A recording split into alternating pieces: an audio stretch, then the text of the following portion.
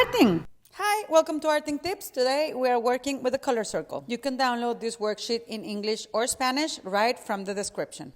My primary colors are already filled in, which are magenta or red, blue, and yellow, and I'm going to be working on the color violet. It's hard to find violet or purple in the basic oil pastels kits, so we're going to have to mix it. Every time that you use oil pastels, the first step is going to be to outline the shape that you want to color. And when you're going to mix colors, like we're going to do on this violet, you're going to do it on 3 layers like a sandwich. The first layer is going to be light blue, and that's going to be our bread. Our second layer is going to be red. I outline the shape and fill it out, like I did with the light blue. This is going to be our filling.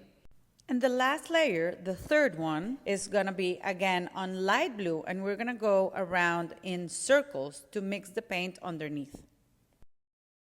This is how our violet color turned out, and we're going to follow the same process on all of the other areas. Remember that you have to outline first each segment, and then fill it in. If you break your oil pastels like I did, just keep both pieces. I'm going to give you some tips and tricks to make your blue violet and red violet.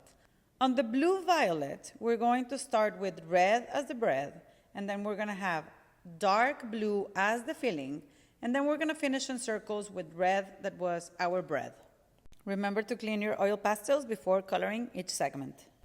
On the red violet, we're going to start with red as our base, and then we're going to use light blue as a filling, and we're going to go on top in circles with red as the bread. And now you can continue coloring your color wheel.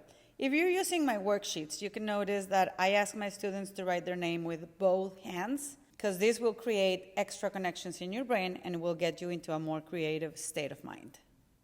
Before you go, don't forget to like and subscribe, and I'll see you on the next one. Ciao!